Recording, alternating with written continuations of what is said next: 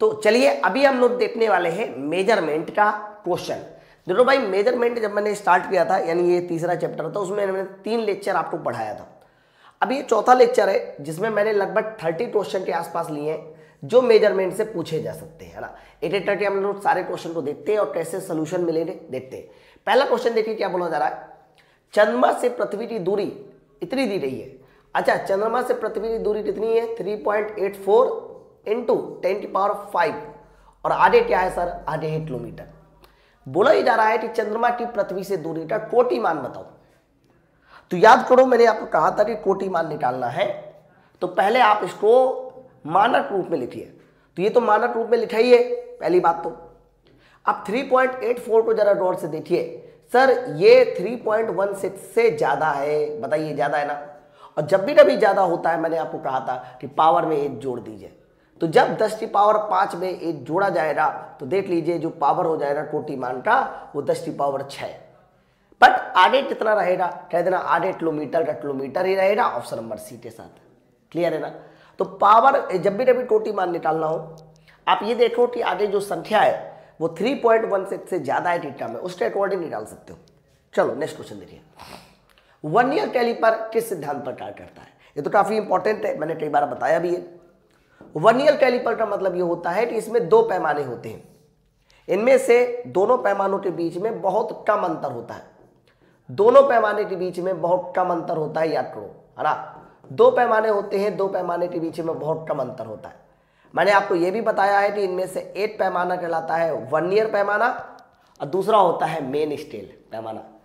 तो main scale के एक भाग का मान 1 mm और वर्नियर कैलिपर या वर्नियर पैमाने के एक भाग का मान 0.9 mm, याद है ना। तो इन दोनों का जो डिफरेंस होता है, इस डिफरेंस का ही इस्तेमाल हम लोग उसकी एक्यूरेसी बढ़ाने के लिए कर लेते हैं। तो याद रखना, ये जो हमारा वर्नियर कैलिपर है ना, वो 2 स्केल के 2 पैमाने के अंतर पर निर्भर करता है। यही इसका कार्य सिद्धांत है, ध्यान रखिएगा।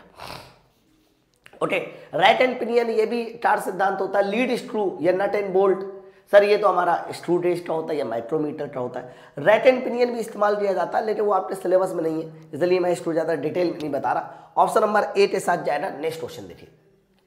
वर्नियर कैलिपर बताइए किस धातु का बना होता है?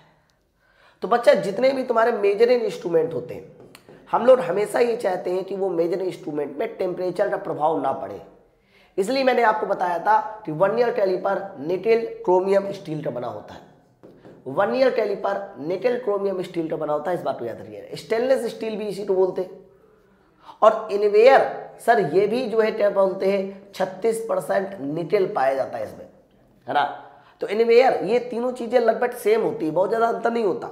इसीलिए इसका आंसर जाएगा इन सभी के साथ वर्नियर कैलिपर। ध्यान रखना, स्टेनलेस स्टील बोला जाए या फिर इनवेयर बोला जाए, है निकेल क्रोमियम स्टील बोला जाए, एक ही बात है। लेकिन अगर ये बोला जाता है कि वर्नियर कैलिपर के जो जबड़े होते हैं जॉ, वो टिशिस्ट बने होते हैं, याद है ना। 2 तरह के जबड़े होते हैं, फिक्स एंड मूवेबल। तो जो जबड़े होते हैं वो टिस्ट बने होते हैं। तो कहना जबड़े बने होते हैं सर कार्बाइड के, याद रखिएगा, जबड़े बने होते हैं कार्बाइड के। नेक्स्ट क्वेश्चन देखिए, क्वेश्चन नंबर 4 क्या बोला जा रहा है। जिस वर्नियर पैमाने पर, यही कहिए कि जिस वर्नियर कैलिपर के मुख्य स्केल के 19 mm भागों को वर्नियर स्केल के 20 विभाग के बराबर बांटा गया। बहुत अच्छी बात रही, यानी मुख्य पैमाना का 19 mm, ये 19 mm क्या है? मुख्य पैमाना है ना, मेन स्केल है। और उसे देखिए 20 भागों में बांटा गया है, और 20 भागों में बांटा गया, 20 डिवीजन में बांटा गया है।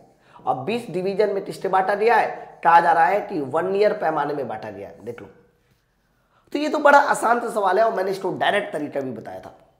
सर इसका डायरेक्ट तरीका ये होता है कि जितने भी वर्नियर स्केल में विभाग हो, डिवीजन हो, याद करिए। तो वर्नियर स्केल में अगर डिवीजन n मैंने कहे थे, तो याद करो उसका लीस्ट काउंट क्या मैंने बताया था? 8/n। मान लीजिए वर्नियर कैलिपर में 20 भाग है, तो उसका लीस्ट काउंट कितना हो जाएगा? 8/20। और 8/20 का सीधा सा मतलब हुआ कि सर 8/20 को अगर मैं सॉल्व कराऊंगा तो 0 पॉइंट, है ना। अब देखिए 20×5 = 100, तो ये जाएगा 0.5 mm के साथ। 20 / 8/20 0.05 mm जाएगा।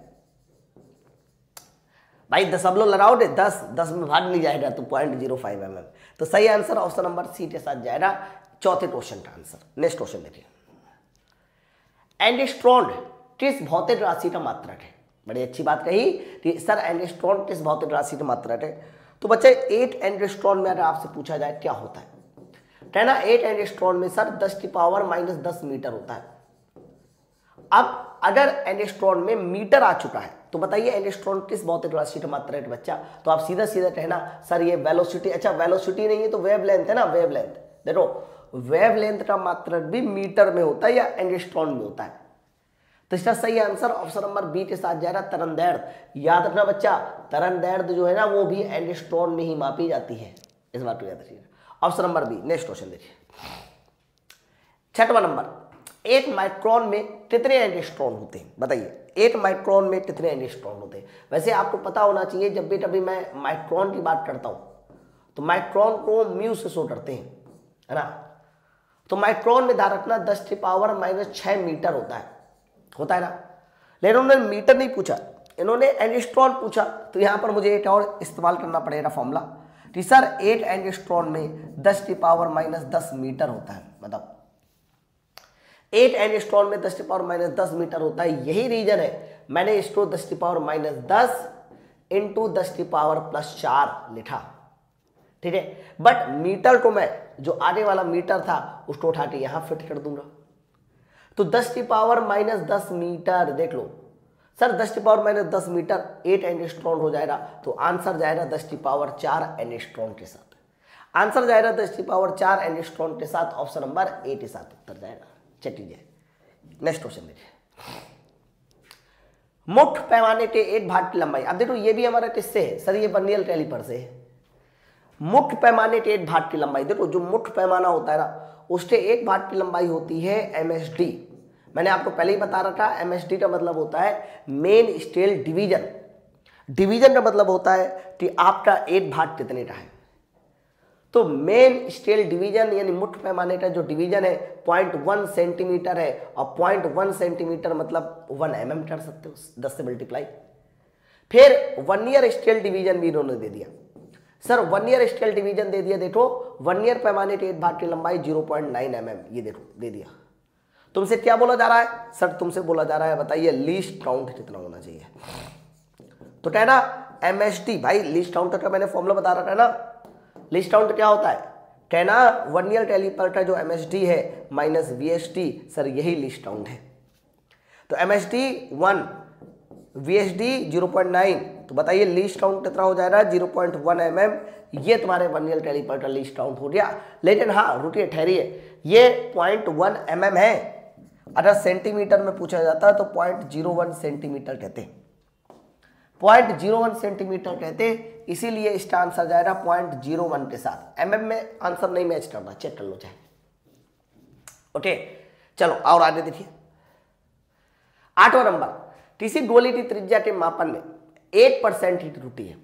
कोई गोला है उसकी त्रिज्या के मापन में कितने % की त्रुटि है? सर त्रिज्या के मापन में देखो 1% की त्रुटि आ रही है। बताइए इसके आयतन में कितने % की त्रुटि होती है? आयतन। तो आपको पता है कि गोले की त्रिज्या का फॉर्मूला या आयतन का फॉर्मूला होता है 4/3 πr³। तो कहना सर इसमें तो सर r³ आया है। क्या है r³? तो मैं अगर परसेंटेज एरर वाला फॉर्मूला बनाऊं तो मैं ऐसा कह सकता हूं percentage of v should be equal to 3 times percentage of r। भाई जो चीज पावर में होती है वो आगे आ जाती है। तो परसेंटेज ऑफ r यानी रेडियस में जो त्रुटि है सर वो 8% दी गई है। आप इसको 8% लिख लीजिए। तो देखिए आयतन में होने वाली त्रुटि आ जाएगी 3%। क्लियर? तो आंसर इसका किसके साथ जाएगा? सर आंसर 3 के साथ जाएगा। वेरी वेरी इंपॉर्टेंट क्वेश्चन था ये भी। आगे बढ़ते हैं, बताइए एक कागज की मोटाई 0.054, देखो मापन में सार्थक टन पूछ रहा है, देख लो 0.0542 इन्होंने बोला है सार्थक टन बताइए। तो कहना सार्थक टन देखो सर, सबसे पहले जितने नॉन जीरो होते हैं उनको काउंट कर लो, 3 तो होंगे। फिर जो इनिशियल जीरो होते हैं, कौन से initial zero? Initial zero can not be significant figure, मतलब कभी भी वो सिग्निफिकेंट फिगर नहीं होते इनिशियल जीरो, चाहे वो दशमलव के बाद हो चाहे पहले हो। इनिशियल जीरो कभी नहीं होते। हाँ अगर यहाँ 1 पॉइंट समथिंग लिखा होता या आफ्टर डेसिमल होता, लेकिन ये इनिशियल जीरो है। इंडियन जीरो दशमलव के बाद वाले काउंट होते, तो इसका मतलब ना ये काउंट हो रहे ना ये काउंट हो रहे। तो बताइए कितना हो जाएगा इसका आंसर? 3 के साथ जा रहा है, गलती मत कर देना, ध्यान रखना एक्स्ट्रा। सही आंसर 3 होगा। नेक्स्ट क्वेश्चन देखिए 4270 का बताइए कोटि मान कितना। तो बच्चा इन्होंने 4270 का पूछा है, बताइए 4270 का कोटि मान क्या है, कैसे निकाला जाएगा बताइए। तो सबसे पहला तरीका मैंने बताया था कि पहले आप इसको 4.2 इंटू 10⁻³ करो, फिर ये देखो कि ये संख्या कैसी है। तो कह रहा है ये संख्या देखो 4.2 है, मतलब 3.16 से ज्यादा है। जब ये 3.16 से ज्यादा हो तो याद रखना, जब भी कभी आपको कोटि मान पूछा जाए, ऑर्डर ऑफ मैग्नीट्यूड पूछा जाए, तो पावर में सर एक जोड़ दीजिए, जिसकी वजह से आंसर जाएगा 10⁻⁴ के साथ, है ना। तो इसका सही आंसर 10⁻⁴ के साथ जाएगा। वेरी वेरी इंपॉर्टेंट क्वेश्चन है ये भी। नेक्स्ट क्वेश्चन देखिए 11वां। किसी स्क्रू गेज के शीर्ष पैमाने में भाग 50 भाग अंटे थे, शीर्ष पैमाने में 50 भाग अंटे थे। यदि पेज की चूड़ी का अंतराल 8 mm है तो स्क्रू गेज का अल्पतमान बताइए। लीस्ट काउंट पूछा जा रहा है किसका बच्चा, स्क्रू गेज का लीस्ट काउंट। तो वर्नियर कैलिपर का निकालना तो सीख लिया, लेकिन अगर आपके सामने वर्नियर कैलिपर ना होता, स्क्रू गेज होता, जिसको आप माइक्रोमीटर भी कहते हैं, तो माइक्रोमीटर का ध्यान रखना, जो वर्नियर लीस्ट काउंट होता है वो P/N होता है, pitch divide by number of division. तो पिच इन्होंने दे रखी है, चूड़ी के अंतराल दे रखी है 8 mm, 1 mm, और नंबर ऑफ डिवीजन 50, तो 8/50 mm इसका सही आंसर होगा। अब 8/50 mm को बताइए क्या लिख सकते हैं, कहना पॉइंट लगाइए, 10 भाग नहीं जा रहा है 0, 100, 50 दूनी 100, 0.02, तो 0.02 mm, 0.02 mm कह सकते हो, इसका सही आंसर हो जाएगा। देखो हो सकता है कि मैंने जब बताया हो स्क्रू गेज का तो 0.01 आया हो, ऐसा इसलिए होगा क्योंकि वहां पर 8 mm नहीं था, वहां था 0.5 mm पिच, लेकिन सवाल में आप पिच दी रही है 8 mm, तो बदल जाए डेटा। तो अकॉर्डिंग टू फॉर्मूला आपको लगाना है, इस बात को याद रखिएगा। चलो नेक्स्ट क्वेश्चन देखिए, इंपॉर्टेंट क्वेश्चन, थोड़ा समझने में आपको फेर होगा, लेकिन एक बार समझोगे बड़े आराम से निकलाएगा। वर्नियर कैलिपर के मुख्य स्केल में n डिवीजन पर सेंटीमीटर है, मुख्य स्केल में n डिवीजन पर सेंटीमीटर है, यानी मुख्य स्केल में 8 सेंटीमीटर में कितने डिवीजन है सर, 8 सेंटीमीटर में n डिवीजन है। देख लो मुख्य स्केल के 8 सेंटीमीटर में n डिवीजन, या फिर आप पता ऐसा बोल सकते हो 8 डिवीजन यानी एक भाग कितने सेंटीमीटर का, तो 8 डिवीजन हो जाएगा 8/n सेंटीमीटर का। देख लो, और मेरे बच्चा जो एक भाग होता है ना, और वो किसमें है सर, देखो मुख्य स्केल में है, तो मुख्य स्केल के 8 डिवीजन का जो भाग होगा सर, इसी को बोला जाएगा MSD, यानी main scale division sir 8/n centimetre आ गया। चलिए sir main scale division 8/n centimetre आ गया। अब आगे की चर्चा सुनिए, इन्होंने एक और लाइन बोली है, लेकिन लास्ट में क्या बोला है, वर्नियर कैलिपर का अल्पतमान बताना है, यानी लीस्ट काउंट बताना है, वो भी किसका सर, वर्नियर कैलिपर का। अब आपको फॉर्मूला याद होना चाहिए भाई, कि वर्नियर कैलिपर जब भी कभी आपके सामने आए उसका लीस्ट काउंट पूछा जाए तो क्या करना है, MSD में से VSD को घटा देना है सर, बस ये लगाना है। तो MSD तो मुझे पता चल गया 1/n, VSD बताइए। अब VSD निकालने के लिए इन्होंने देखो एक आगे लाइन दी है कि n वर्नियर पैमाने के डिवीजन n-1 मुख्य पैमाने के n-1, मुख्य पैमाने के n-1, ध्यान सुनना, मुख्य पैमाने के n-1, ध्यान सुनना। तो इन्होंने ये कहा कि n वर्नियर पैमाने के डिवीजन यानी VSD मुख्य पैमाने के कितने हैं सर, n-1, मुख्य पैमाने के n-1 MSD के बराबर है। ये देखो,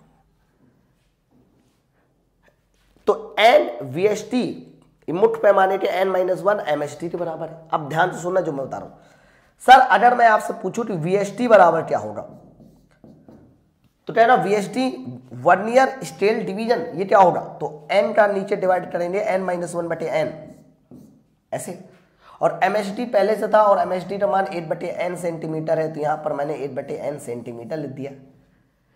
पता चल गया ना VSD क्या है, तो MSD क्या निकला था 8/n, VSD क्या निकला n-1 divide by n square.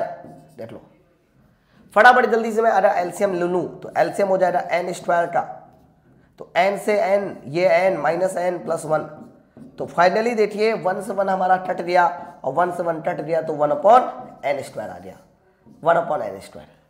तो 1:n², यही तुम्हारा कह सकते हो उसका क्या हो जाएगा सर, ये हो जाएगा उसका लीस्ट काउंट। तो सवाल बड़ा प्यारा एकदम खूबसूरत था, थोड़ा सा ध्यान से देखिएगा तब जाते वाला सवाल समझ, कुछ नहीं था, एकदम आसान था, वैसे बहुत ज्यादा कठिन नहीं है। ठीक, वर्नियर कैलिपर के मुख्य स्केल में n डिवीजन पर सेंटीमीटर है, तो मैंने 8 सेंटीमीटर में n डिवीजन, तो 8 डिवीजन 8/n सेंटीमीटर। 8 डिवीजन जो होता है उसे MSD कहते हैं। दूसरी वाली कंडीशन से VSD निकाल दिया, सवाल सॉल्व कर दिया, है ना। चलो आगे देखते हैं नेक्स्ट क्वेश्चन, बताइए 13वां नंबर। इन्होंने एक साइज दे रखा है, इन्होंने एक साइज दे रखा है, साइज कितना दे रखा है 50 ± 0.05 mm ये दे रखा। अब बोला जा रहा है इसका मूल मान बताइए, यानी फंडामेंटल वैल्यू बताइए। तो मेरे दोस्त अगर मैं इसकी फंडामेंटल वैल्यू पूछूं कि बताइए फंडामेंटल वैल्यू क्या है, तो कहना अगर मैं इसकी फंडामेंटल वैल्यू पूछूं, ध्यान से सुनना एकदम एकदम ट्राई साथ, तो अपर लिमिट 50 + 0.5 हो जाएगी, लोअर लिमिट 50 - 0.5 हो जाएगी। लेकिन जब फंडामेंटल वैल्यू या बेसिक साइज पूछा जाता है, जिसको मूल मान भी बोलते हैं, है ना, तो जब बेटा भी बेसिक साइज पूछा जाता है तो कहना बेसिक साइज का मतलब होता है जिसमें ये वैल्यू जोड़ी और घटाई जा रही है, यानी 50 mm, सर यही तुम्हारा बेसिक साइज है। तो बेसिक साइज बताइए कितना हो जाएगा सर, बेसिक साइज हो जाएगा 50 mm, option number C. Next question देखिए, देखो कितना बढ़िया सूट सवाल है। 310 × 10⁻3, इनमें बोला जा रहा है कि बताइए सार्थक अंक कितने होंगे। तो मैंने आपको बता रखा है जब भी कभी सार्थक अंक निकाले जाते हैं तो पावर को कभी भी काउंट नहीं किया जाता, पहली बात। दूसरी बात 310 को आप 310 से ही काउंट करेंगे।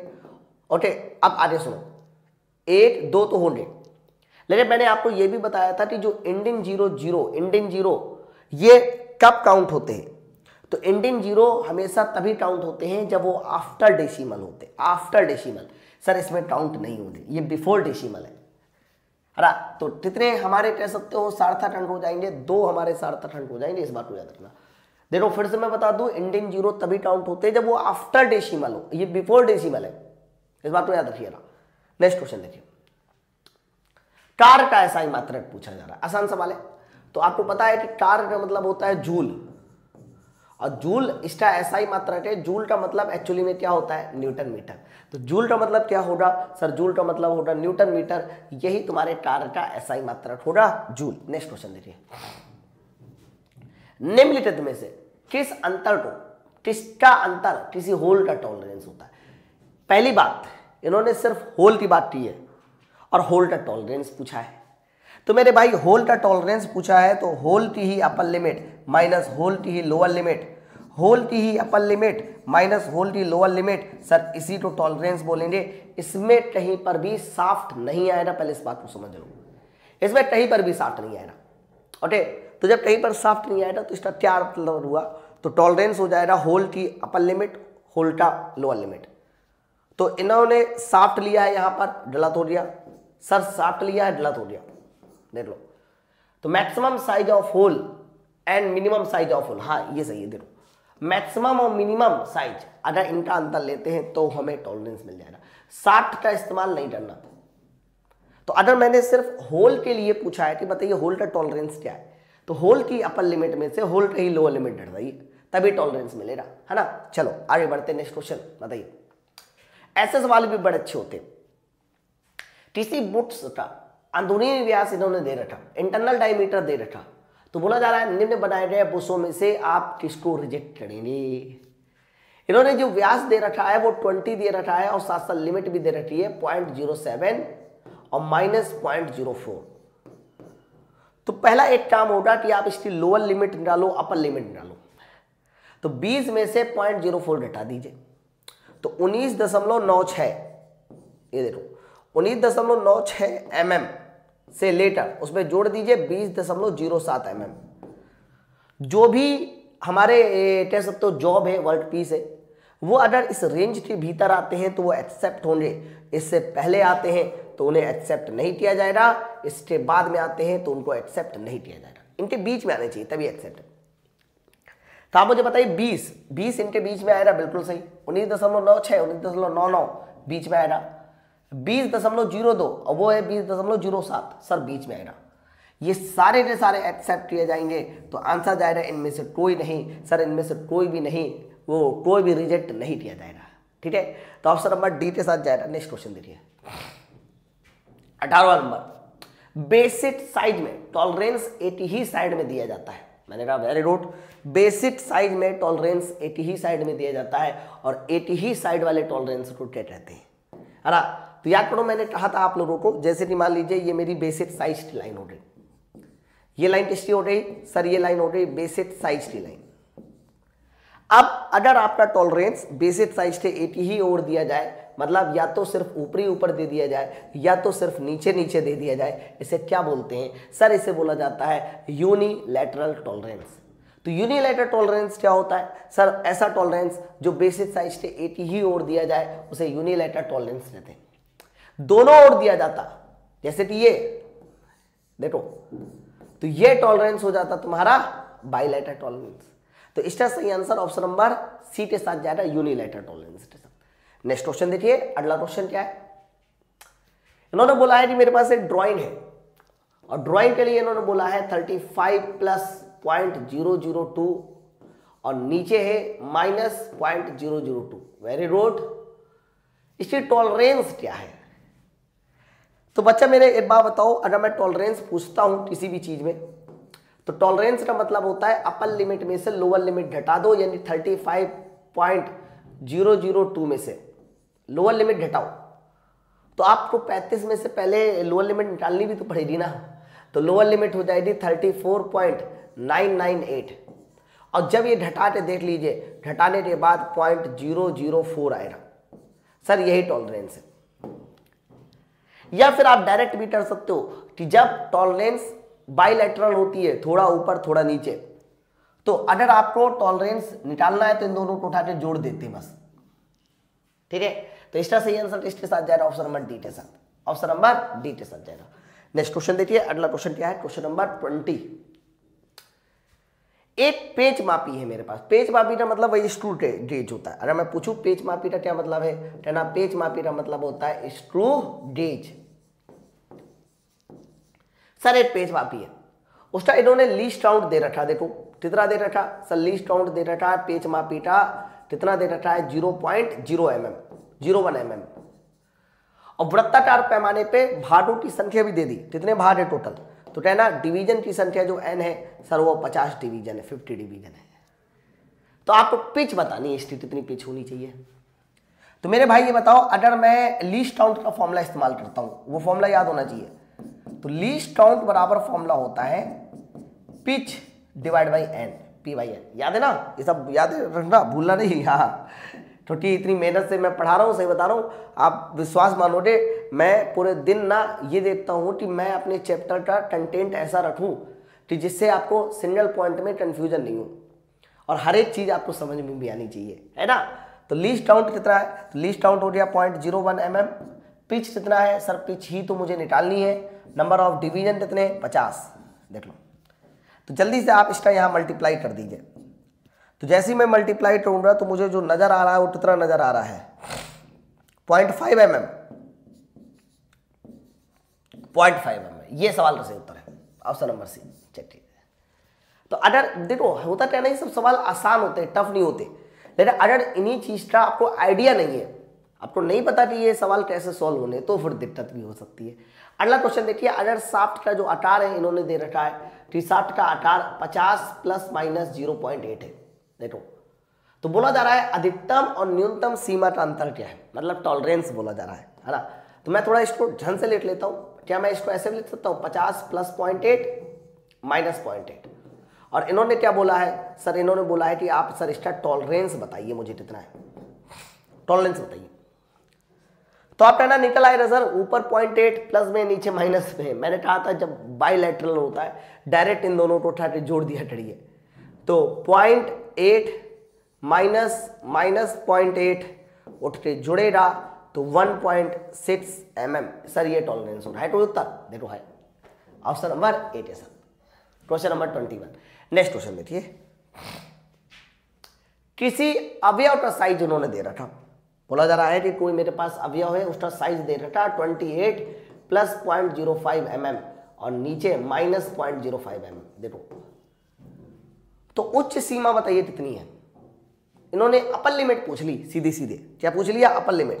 तो मेरे भाई बताओ, अगर मैं अपर लिमिट की बात करता हूं, अपर लिमिट कितनी हो जाएगी, तो 28 में से ऊपर वाला जोड़ दीजिए तो सीधा सीधा कह सकते हो अपर लिमिट हो जाएगी 28.05 mm।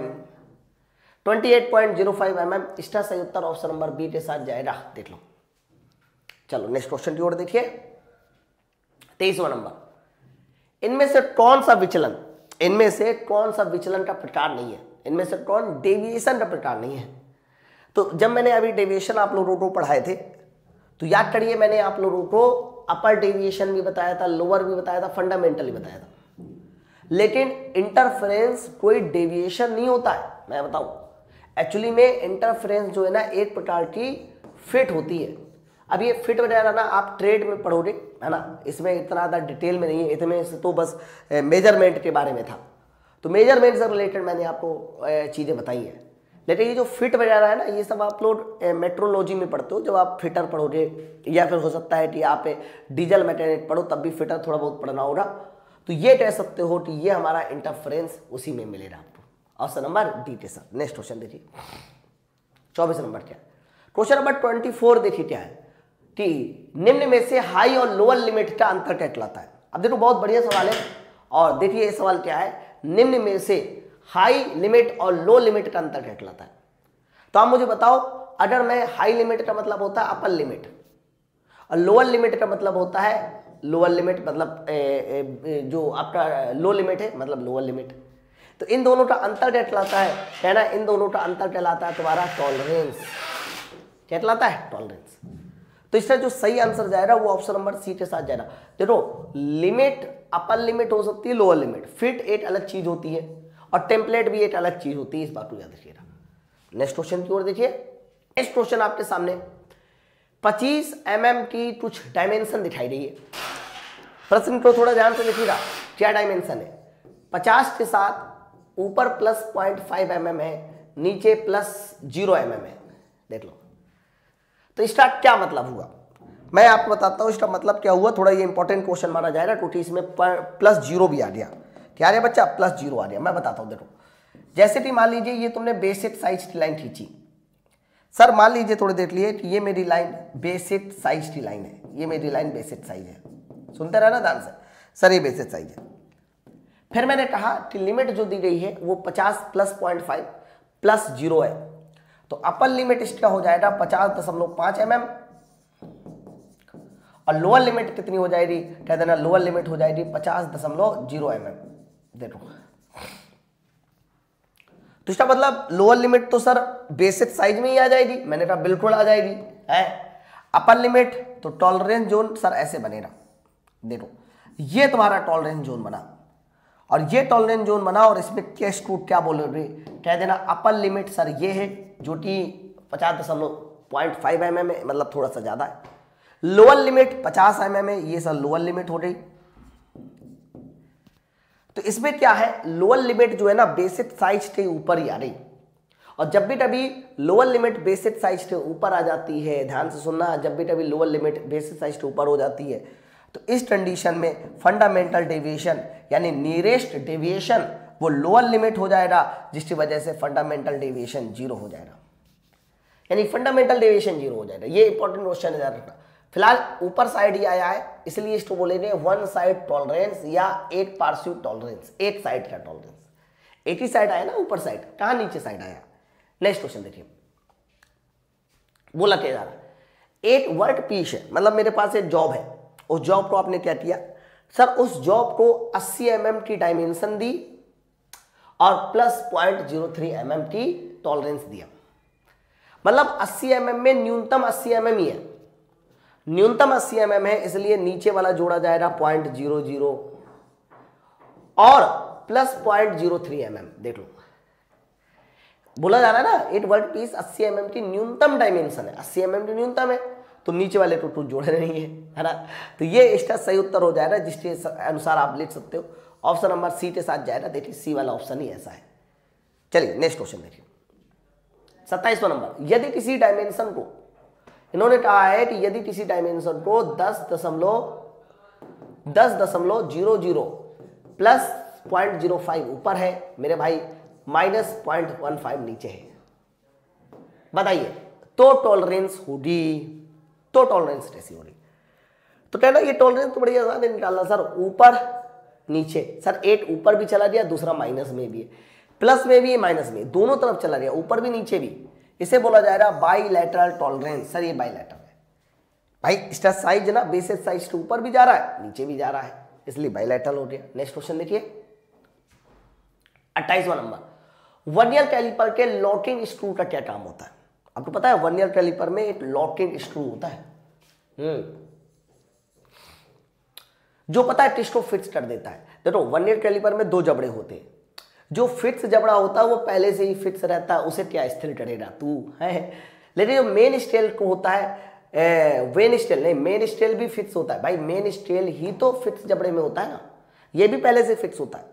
लेकिन जो वर्नियर स्टेल होता है ना बच्चा सर, वो स्लाइड करता रहता है। तो वर्नियर स्टेल को फिक्स करने के लिए, वर्नियर स्केल को फिक्स करने के लिए हम लोग किसका इस्तेमाल करते हैं सर? लॉकिंग स्क्रू का इस्तेमाल करते हैं, ऑप्शन नंबर सी के साथ। नेक्स्ट क्वेश्चन देखिए, निम्न में से कौन सा वर्नियर कैलिपर का भाग नहीं है? आप बताओ इनमें से कौन वर्नियर कैलिपर का भाग नहीं है? तो बच्चा वर्नियर कैलिपर में फिक्स जा ऑब्वियस बात होता है, लॉकिंग स्क्रू होता है, मेन स्केल होती है। लेकिन जो एनिमल आपने कहा ना सर, ये स्क्रू गेज में, ये वर्नियर कैलिपर में नहीं होता। एनिमल किस में होता है? तो कहना एनिमल सल होता है स्क्रू गेज में, स्क्रू गेज में होता है एनिमल, याद रखिएगा। मैं अभी डायग्राम जब आप देखोगे ना तो आराम से सीख जाओगे कैसे मैं कह रहा हूं। क्वेश्चन नंबर 30 देखिए क्या है, वर्नियर कैलिपर का लीस्ट काउंट क्या होता है बताइए? तो याद करो वर्नियर कैलिपर का जब मैंने लीस्ट काउंट पढ़ाया था तो मैंने कहा था वर्नियर कैलिपर का लीस्ट काउंट का मतलब है main scale reading minus vernier scale reading. Sir इसी को हम लोग वर्नियर कैलिपर का लीस्ट काउंट कहते हैं। मेन स्केल रीडिंग ना कहिए, डिवीजन कहिए, सॉरी रीडिंग नहीं कह सकते। Main scale division minus vernier scale division, option number C के साथ। ठीक है, चलो नेक्स्ट क्वेश्चन देखिए, ये लास्ट क्वेश्चन है। सवाल देखो क्या, जिस वर्नियर कैलिपर के मेन स्केल में 49 mm दूरी को, मेन स्केल में 49 mm दूरी को वर्नियर स्केल के 50 भागों में बांटा गया। बस काम खत्म यहीं से। वर्नियर स्केल के कितने भाग आ गए सर? 50 भाग आ गए। देख लो, तो मैंने आपको बताया था कि अगर वर्नियर कैलिपर में वर्नियर स्केल के तुम्हें भाग पता चल जाए कितने भाग है तो लीस्ट काउंट डायरेक्ट 1/n होता है।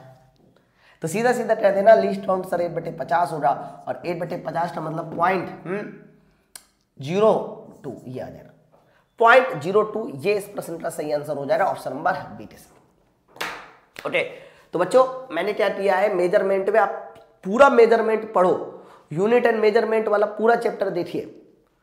तो मैंने इतने सारे उसमें टॉपिक, इतने सारे क्वेश्चन सॉल्व करा रखे। आप देखिए इसमें 30, इससे पहले जो है हमने जो सबसे पहले यूनिट वाला चैप्टर पढ़ा था उसमें तकरीबन 60-70 सवाल थे। इससे पहले हमने एक और चैप्टर पढ़ा था वेक्टर, वेक्टर से थोड़ा सा कम आता है। तो हम लोग क्या कर रहे हैं ना कि अभी अभी एक करके ना सारे चैप्टर फिनिश कर रहे हैं। लास्ट में हम लोग क्या करेंगे कि जब ये 11 के 11 चैप्टर खत्म हो जाएंगे तो पिछली बार एएलपी और टेक्नीशियन का जो है ना जो CBT 2 हुआ था वो 9 सेट में हुआ था। कितने सेट में? 9 सेट में। और हर एक सेट में अगर मैं 40 क्वेश्चन काउंट करूं, 9 चौको 36, 360 हमारे प्रीवियस ईयर क्वेश्चन हो जाएंगे। और उन्हीं 360 प्रीवियस ईयर क्वेश्चन को मैं आपको वो भी दूंगा। इसके अलावा मैं कुछ एडिशनल प्रैक्टिस क्वेश्चन भी डालूंगा, स्टेटमेंट बेस्ड क्वेश्चन। देखो भाई क्या ना, अभी रेलवे ने जब ग्रुप डी की परीक्षा दी थी तो स्टेटमेंट बेस्ड सवाल दिए थे, और देखिए आगे भविष्य में स्टेटमेंट डायग्राम बेस्ड सवाल सब जगह आएंगे। लेकिन मुद्दे की बात ये ना, स्टेटमेंट और डायग्राम बेस्ड सवाल जल्दी ना मिलते नहीं है। ऐसा नहीं कि आप किसी किताब से उठा सकते हो, बहुत रियल, तो वो सब हम लोगों को बनाने होते हैं। तो मैं याले चैप्टर खत्म हो, चैप्टर में तो हम लोग कर ही रहे हैं प्रैक्टिस, 360 PYQ हो जाएंगे। इसके अलावा कम से कम 100 क्वेश्चन मैं मिक्स ऐसे जरूर बनाऊंगा, 100 नहीं 140 मान लो, 140 कर देंगे, पूरा 500 हो जाएगा। जो हम कह सकते हो कि ऐसे क्वेश्चन होंगे जो हमारे नए पैटर्न पे आधारित होंगे, यानी statement based question, diagram based question है, एसेसन और रीजन बेस्ड क्वेश्चन, क्योंकि यही हमारा नया पैटर्न भी है। तो इस तरीके से हम लोग इस पूरे सिलेबस को, फिलहाल हम लोग 2 चैप्टर खत्म कर लिए 11 में से। ठीक है, आपको वीडियो पसंद आए तो बगल में असाइनमेंट है, देख लीजिएगा। उसके बगल में रेटिन है, रेटिन जरूर करिएगा कि आपको क्लास कैसी लग रही है, क्योंकि आपकी रेटिन जब तक अच्छी बनी रहती है मेरे अंदर उत्साह जोश बना रहता है। चलिए, थैंक यू वेरी मच।